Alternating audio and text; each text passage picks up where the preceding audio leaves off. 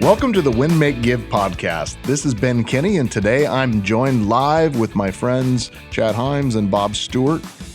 We're going to talk about self-leadership.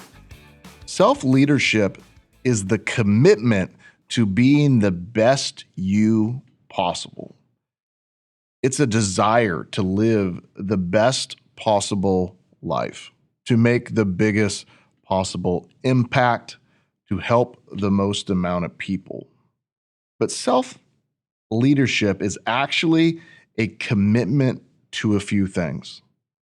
Number one, it's a commitment to mastery, being and becoming a learning leader. Number two, it's a commitment to your management of energy, your own personal energy, so that you have the stamina to continue. Number three, it's a commitment to improving your emotional intelligence. And number four, it's a commitment to focusing on what you can control. When you look at those four things, there's never been a more important model or system that I have created for my own personal life than what I call the daily plan. The daily plan is a way that I start and end my day, and I've done it for years and years. And I want to dive into this with my friends, Chad and Bob, and talk about how do you implement the daily plan model that I created. And as we dive into this subject, Chad and Bob, have you guys had times in your career when you felt more productive one day, and you've had days in your career where you got done and you're like, I don't know what happened. I don't know what I did that day? Days or weeks? Yeah. And anybody who says no is a liar. It happens, doesn't it? All the time. What do you think causes that? Lack of focus, Routine, commitment. Other people getting you to work on their priorities instead of working on your own priorities. I mean, generally, it's just we're busy, right? Like Busy life, and not productive. Yeah. I mean, but life today is busy. You've always have some reminder, some task, some text message coming in, some Facebook message. Like somebody's always asking for something. I mean, there's a million things anybody could be doing in their life, in their business at any given time. So it's probably just a lack of focus. The thing I love about the daily plan that you have, Ben, is that it really can cover your health, wealth, leadership, and legacy. Because as you're going to walk us through putting these things together, we can make sure that those four pieces of our goals that we're all creating by listening to this podcast, we can make sure that they're all part of this daily plan. Absolutely. What I love about what you said a minute ago, Bob, was we get stuck working on other people's priorities instead of our own, right? I have a thought that goes through my head often. It's every ship needs a captain.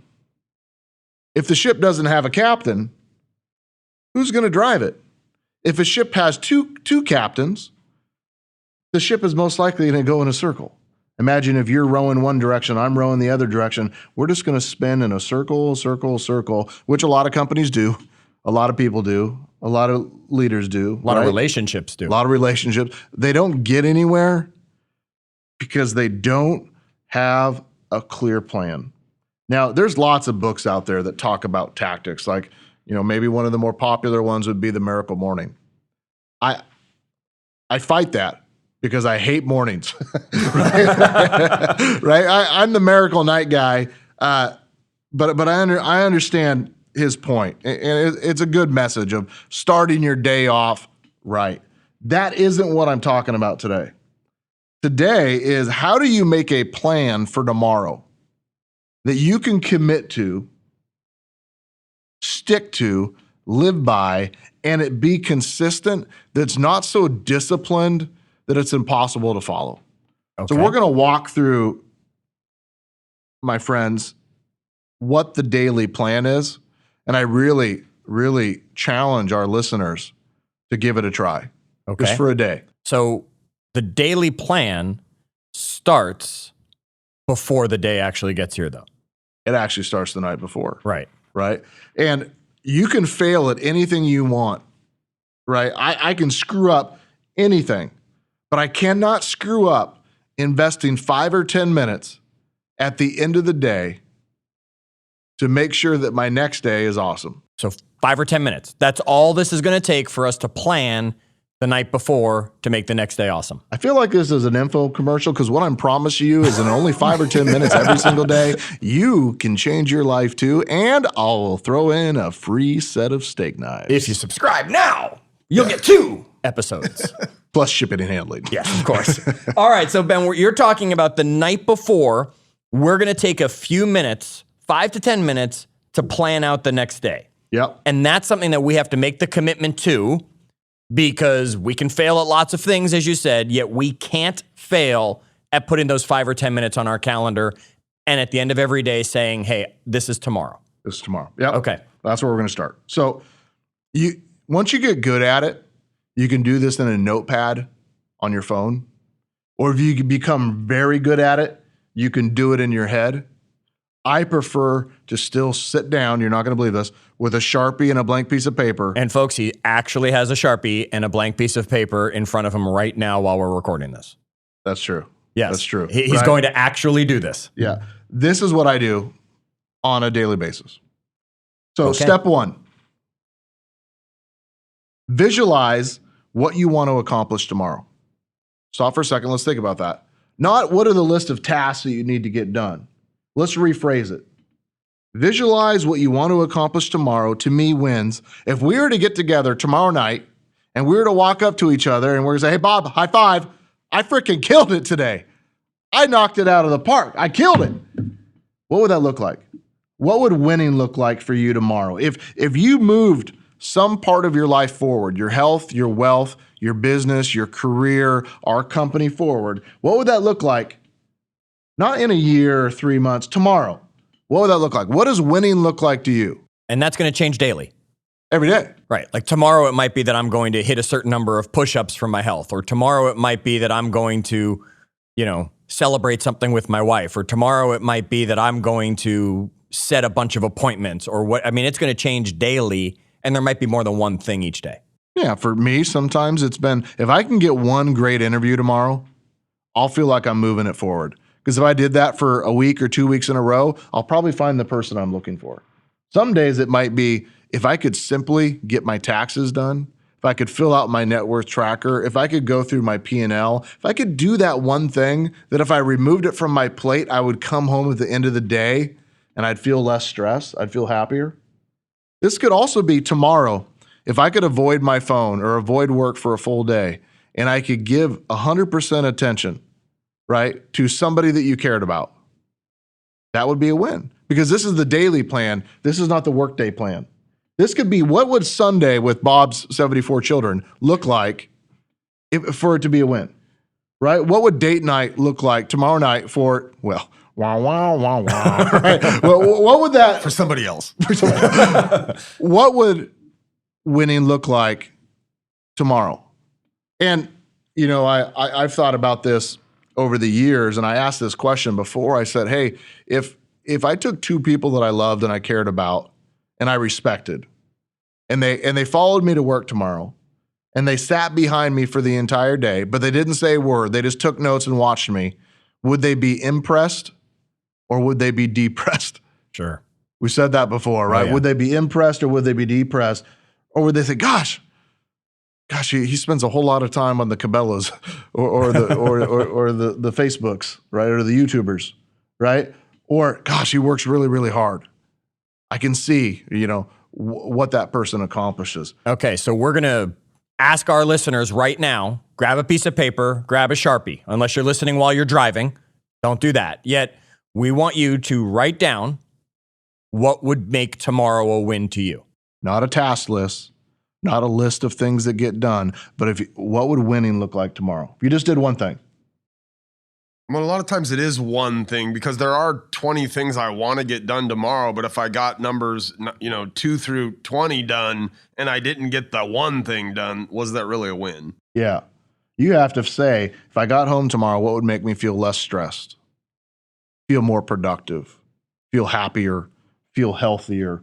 whatever that might be. That's step one. And it's going to be one of your harder steps because it takes you some time to really close your eyes and think, what do I want to accomplish tomorrow? How am I going to know if I won or if I lost? And that's one of the biggest challenges in business is we go every day and we can't feel like we won or we lost. So it's not like we're building a house and at the end of a period of time, we get to look up and say, gosh, the house is built.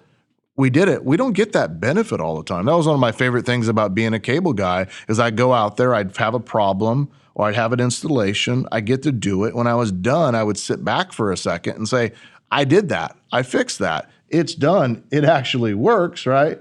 And now I get to go home. But a lot of times in business or in leadership, you don't get the benefit of that. So you have to slow down and ask yourself, what would that be tomorrow? If I was to sit back and say I won tomorrow, what would that be? So that's step one. Number two, see what your calendar has on it and cancel everything that is not important. Ooh. It's important that this is step two. You'll learn why as we go through the rest of the steps. Mm-hmm. But you have to make room in your day for your priorities, for winning, for yourself. And a lot of times your calendars are actually too full for you to do that. So you're physically going to pull up your calendar. You're going to look at the list of things you have on your schedule, and you're going to ask yourself, can I cancel that? Can I reschedule it? Can I cut the time in half? Or do I have to do it? The goal would be to remove 50% of all the appointments that are on your calendar. Okay, now make sure you're careful doing this because sometimes someone's going to use this as an excuse to not do what they should do, which is hard, because they're going to say, well, today's win is about my health, so I'm going to take those work actions off that are hard. Or today's win is about time with the family, so I'm going to take these work actions off that are hard because they're going to think they can use it as an excuse not to do it. That's not what you're talking about here. You're talking about things that can be moved to later or we just put on our calendar to feel busy that don't need to be there because they're not going to bring us the results of that win. Yep. One of the things that you do, Ben, a lot of people want at your calendar. You protect your calendar, religiously by doing things like when somebody asks to meet with you, you immediately ask them why, or you ask them to send you a list of questions so you can be prepared for that meeting, or you'll give them homework sometimes. So you're already protecting your calendar. If they do that homework, they send you that list, they might make it on and still you might postpone or reschedule some of those meetings even. I hate to give away my secrets to everybody in the world, but literally my assistant will call somebody and say, unfortunately, there's been an emergency that came up with Ben's calendar. We need to reschedule. And instead of saying, Wait a minute. Instead of saying, is Tuesday okay? She'll say, would it be okay if you reached out to us next week and proposed some more times that work for you? We know that 50% of the time they never reach back out. They didn't really need on the calendar. Those that do are important, and we'll try to move them through the cycle the next time. But you got to create time on your calendar. The only way to do it is to remove things. Remember that the secret to success is saying no more than saying yes. Say that again, Ben. The secret to success is saying no more than you're saying yes. Everything on your calendar is a yes. To somebody else's priorities, right? I mean, most of the time. That's right. Okay, so first thing we're going to do is we're going to sit down. We're going to visualize what we want to accomplish tomorrow, what would make tomorrow a win. Then we're pulling out our calendar. And audience, as you're listening to this, open up your calendar right now. There's probably something right there you can delete right now off your calendar that you have scheduled for tomorrow that does not need to be there. Meet with Chad. Ouch. Ouch, Bob. Ouch. No, all right. So we're going to have them take something off their calendar that's not important, that doesn't need to be there. And the reason is because step 3, which is make a list of priorities, organize them in the order of what's most important. So let's talk about how I do it. Yeah, that second part of that sentence is probably the biggest part of that sentence. We all have task lists. My friend Jay, when he wrote the book, The One Thing, said you can't have to-do lists, task lists. You got to have priority lists. But they don't naturally come out of our brains in priority order. So I take that piece of paper, I make a list of all the things that I want to get done tomorrow. Fax this, sign that, pay that, do this, call this, whatever that might be, right? I'll brain dump. And since I wrote it down, then I'll go through there and I'll write, this is most important. And I ask myself the question, if I got that done, what is the next thing that I would do? Well, if I got the second thing done, what is the next thing that I would do? I'd write that one as 3. And I'll go through until I'm all the way done. Sometimes I look at that list and I'll say, there's no way I'm going to get more than number 2 done. I don't even put them on my list for tomorrow because it's impossible. I just cross them off. I know I got to delegate it. I got to tell people it's going to be delayed. It's not going to get done, or I have to postpone it. Priority list allows you to figure out what's the most important tomorrow. Now, since you just did this, then you get to look up and say, do I actually have time for it tomorrow? Does this actually add up to me winning tomorrow? Because you could say, winning would be if I hired a replacement for Chad. What's picking on me today? But if I don't make time on my calendar for it, that's not going to happen. If all my priorities are talk to Bob, do this, record this, make this, do this, and I'm not putting any of my time towards what would allow me to win tomorrow, I'm never going to. So your priorities have to match up with your calendar because you got to have time for them, and they have to match up with what would winning tomorrow look like. Okay, so this is like what Bob even said earlier in this episode. Bob was saying, look, if I have 20 things on here and I do number 2 through number 20 because they're easier and don't end up doing number 1, it's not a win. So what you're saying is we're brain dumping out all of the to-dos. I mean, all the way down to putting gas in the car, all the way down to get to the grocery store, all that stuff, and then putting it in order of priority as to what's going to help us achieve the win. Yeah. Okay. You're probably going to narrow it down to your 20%. You're going to brain dump the 20% of things that you need to get done tomorrow. That's going to give you 80% of your results. There you go. And you might leave some of the smaller things off, but what's most important? You're making your important priority list for tomorrow. Okay. So audience, you have visualized tomorrow. You've already cleared some things off your calendar while we've been talking, hopefully.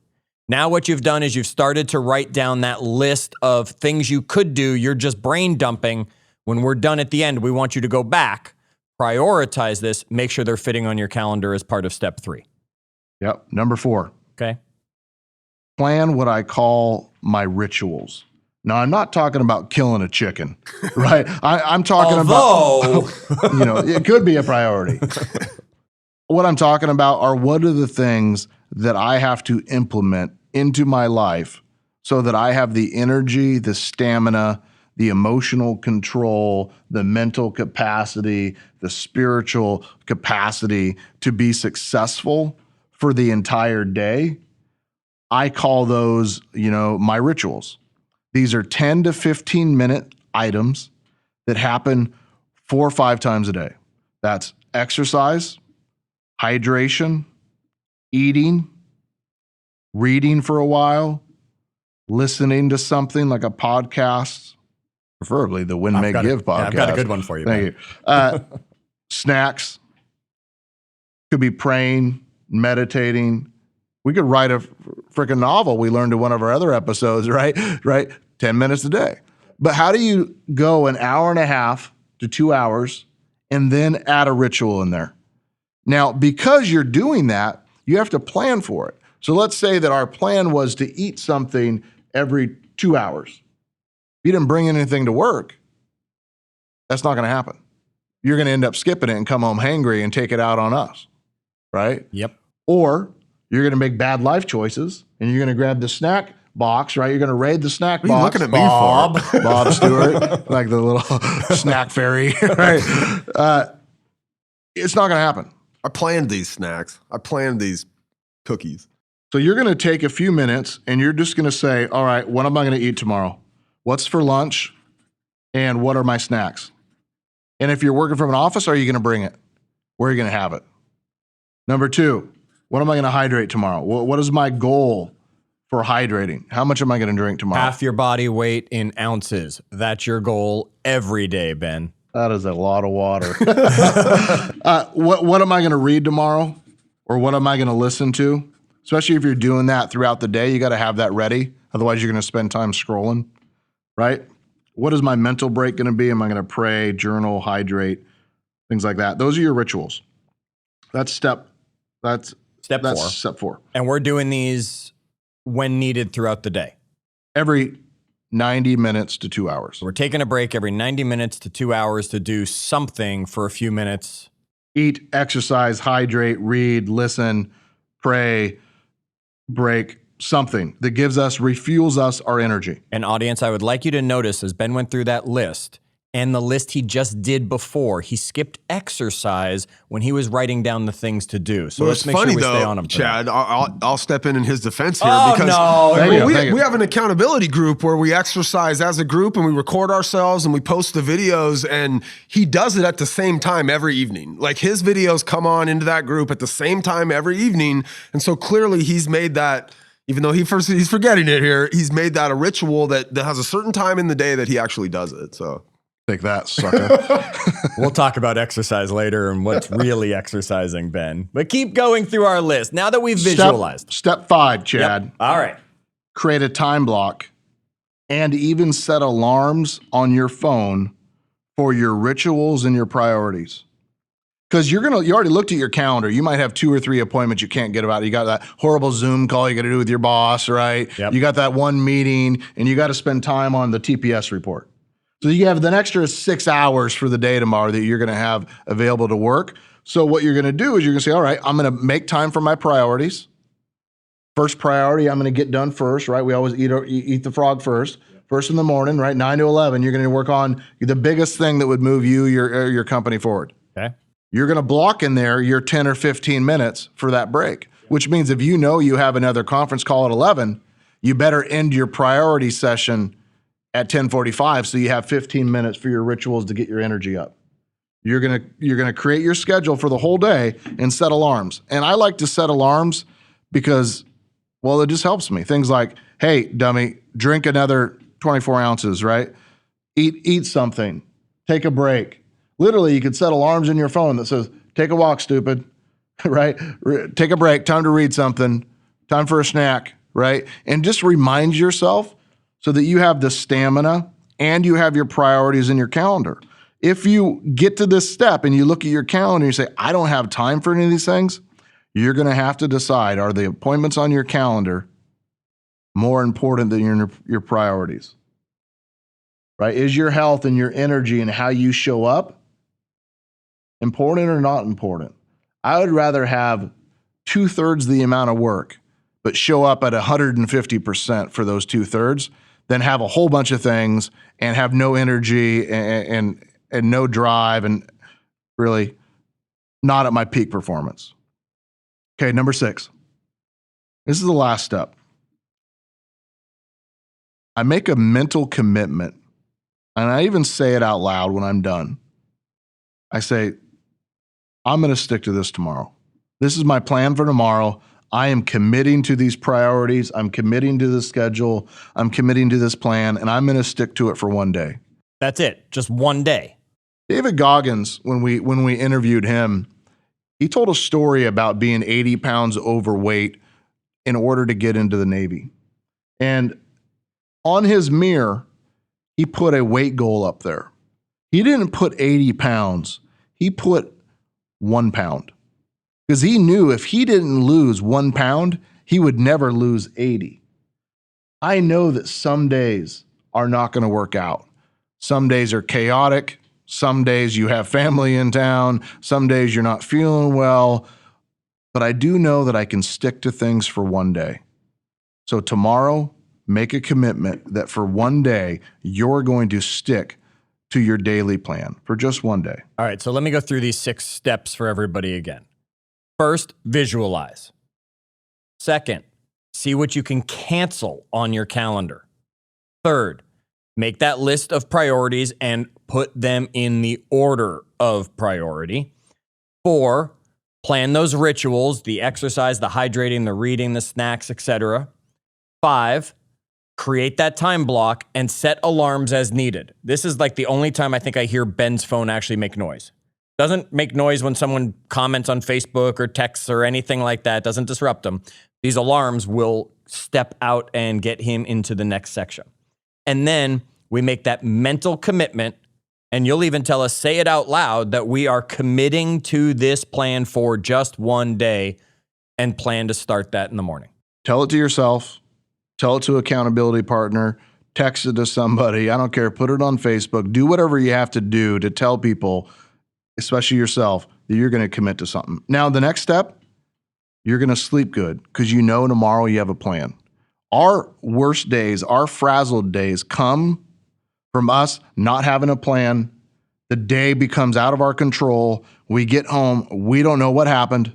We don't know where the day went, and we don't know what we did. So when you wake up the next morning, for just a minute, you grab that piece of paper, could be in a notebook, could be on the notes of your phone, could be on the Sharpie and the blank piece of paper on your nightstand. Just for a second, wake up, review 1 through 6. And when you get home, your first day after doing this, I want you to ask yourself a question. Was today better than the average of all my other days? If it was, do it for another day. Commit to one more day, Chad. If it's good another day, do it. If you fall off track, I want you to ask yourself, were my days better when I was following the plan? And if so, recommit to it. How many days does it take to create a habit? 66 days. That's what they said in the research from the One Thing book, right? 66 days. Try this for a day. If you feel better, if you feel more productive, do it again for a day. If you feel like you need a partner, get your organization into this. Get your company, get your boss, get other people. Put these plans into place. This is like something that would go great if you added it to the 15-point plan that we talked about in our energy podcast. These are great things to add together, something you would do all the way. At the end of that night, you come home, just reflect on how the day went, what went well, what didn't. Be prepared to make changes. You might realize that you're not giving yourself enough time to do things. What you'll notice if you guys were to look at my calendar, less than 50% of my days are blocked. Less than 50% of my days have anything on my calendar because I have to have room for things that come up. I have to have room for my own priorities. I have to have room for myself. I have to have room for the organization. So I create that room by not allowing everybody else to control 100% of my calendar. Set a goal. What percentage of your calendar are you going to allow to be blocked by other people's priorities? If you do this, you do the daily plan, I promise you, or your money back, that you're going to be happier, healthier, and more productive. All right. It's a money back guarantee from Ben Kinney, Bob. Yeah, give me my money. Oh, wait. Well, why don't you put the plan in place first, and right, we'll see if it works for you. Tonight. We're going to challenge each of you to put your plan into place. Make that mental commitment. You will sleep better. We hope one of those rituals is take some time and listen to the Win, Make, Give podcast. Don't forget, join us on Facebook.com/groups/WinMakeGive. Don't forget to also share this episode with others and send them to winmakegive.com, or they can find it wherever they subscribe to their podcast. Until our next episode, do good.